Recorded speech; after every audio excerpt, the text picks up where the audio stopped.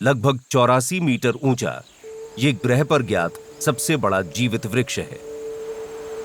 General Sharman के नाम से मशहूर इस विशाल सेकोया ने पृथ्वी पर अपने अनुमानित 2500 वर्षों में लगभग 1400 टन वायुमंडलीय कार्बन को सोख लिया है। बहुत कम पेड़ इस कार्बन प्रभाव का मुकाबला कर सकते हैं, लेकिन आज मानवता हर मिनट 1400 टन से अधिक कार्बन पैदा करती है। जलवायु परिवर्तन से निपटने के लिए हमें जीवाश्म ईंधन उत्सर्जन को तेजी से कम और हमारे वायुमंडल में ग्रीन हाउस गैसों के संतुलन को बहाल करने के लिए अतिरिक्त CO2 को कम करना होगा। लेकिन इस लड़ाई में पेड़ क्या मदद कर सकते हैं और वे सबसे पहले कार्बन को अलग कैसे करते हैं? सभी पौधों की तरह पेड़ भी प्रकाश संश्लेषण नामक रासायनिक प्रतिक्रिया से हवा के कार्बन का उपभोग करते हैं। इसमें पानी और CO2 को ऑक्सीजन और ऊर्जा भंडारण कार्बोहाइड्रेट में परिवर्तित करने के लिए सूरज की रोशनी से ऊर्जा का उपयोग होता है। फिर पौधे इन कार्बोहाइड्रेट को श्वसन नामक एक उल्टी प्रक्रिया में उपभोग कर उन्हें ऊर्जा में बदल देते हैं और कार्बन को वापस वायुमंडल में छोड़ते हैं। हालांकि पेड़ों में उस कार्बन का एक बड़ा हिस्सा रिलीज नहीं होने की बजाय नवनिर्मित लकड़ी के ऊतकों में जमा हो जाता है। अपने जीवन काल के दौरान पेड़ कार्बन वॉल्ट के रूप में कार्य करते हैं और जब तक वे बढ़ते हैं तब तक वे कार्बन सोखते रहते हैं। हालांकि जब कोई पेड़ मर जाता है और सड़ जाता है तो उसका कुछ कार्बन वापस हवा में चला जाएगा। CO2 की एक बड़ी मात्रा मिट्टी में जमा हो जाती है, जहां ये हजारों वर्षों तक बनी रह सकती है, लेकिन अंततः वो कार्बन भी वायुमंडल में वापस चला जाता है। इसलिए पेड़ों को जलवायु परिवर्तन जैसी दीर्घकालिक समस्या से लड़ने में मदद के लिए उन्हें लंबे समय तक कार्बन को सोखने के लिए जीवित रहना, साथ ही तेजी से नए पेड़ों को उगना भी होगा। क्या तेजी से बढ़ने वाली, लंबे समय तक जीवित, बहुत ज्यादा सोखने वाली पेड़ों की कोई प्रजाति है जिन्हें हम दुनिया भर में फैला सकते हैं? शायद ऐसा कोई नहीं है, लेकिन अगर ऐसा कोई पेड़ है भी तो ये एक अच्छा दीर्घकालिक समाधान नहीं होगा। वन जीवित जीवों का एक जटिल नेटवर्क है और ऐसी कोई एक प्रजाति नहीं है जो हर इकोसिस्टम में पनप सके।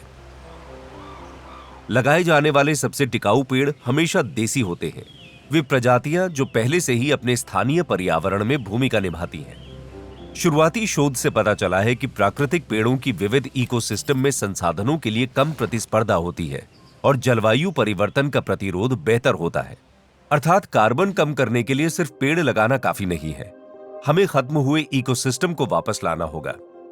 बहुत से रीजन स्पष्ट रूप से काटे या विकसित किए गए हैं जो रेस्टोरेशन के लिए तैयार हैं।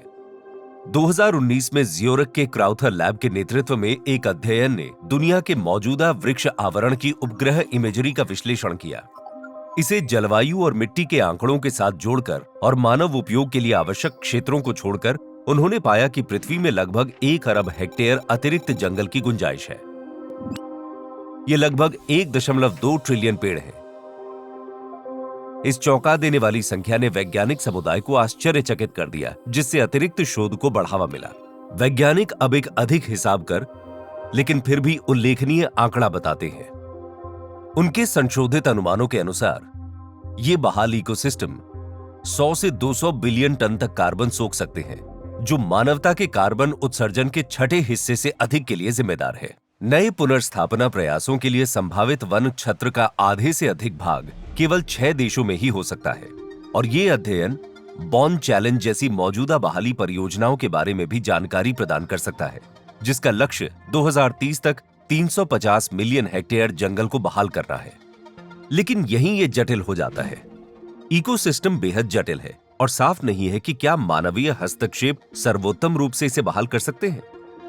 यह संभव है कि कुछ क्षेत्रों के लिए सही काम यह है कि उन्हें अकेला छोड़ दिया जाए। इसके अलावा कुछ शोधकर्ताओं को चिंता है कि इस पैमाने पर वनों को बहाल करने के अनचाहे परिणाम हो सकते हैं, जैसे प्राकृतिक जैव रसायनों का इस गति से उत्पादन, जो वास्तव में जलवायु परिवर्तन को तेज कर सकता है। और भले ही हम इनको पुनर्स्थापित करने में सफल हो जाए, आने वाली पीढ़ियों को उन्हें उन प्राकृतिक और आर्थिक ताकतों से बचाना होगा जिन्होंने पहले उन्हें नष्ट कर दिया था। कुल मिलाकर इन चुनौतियों ने दुनिया भर में बहाली परियोजनाओं में भरोसे को नुकसान पहुंचाया है और इकोसिस्टम के पुनर्निर्माण की जटिलता दर्शाती है कि हमारे मौजूदा जंगलों की रक्षा करना कितना महत्वपूर्ण है। लेकिन उम्मीद है कि इनमें से कुछ क्षेत्रों को बहाल करने से हमें बड़े पैमाने पर जलवायु परिवर्तन से निपटने के लिए जरूरी डेटा और भरोसा मिलेगा। यदि हम इसे सही कर लें तो शायद इन आधुनिक पेड़ों को कार्बन सोखने वाले टाइटन्स बनने का समय मिल जाएगा।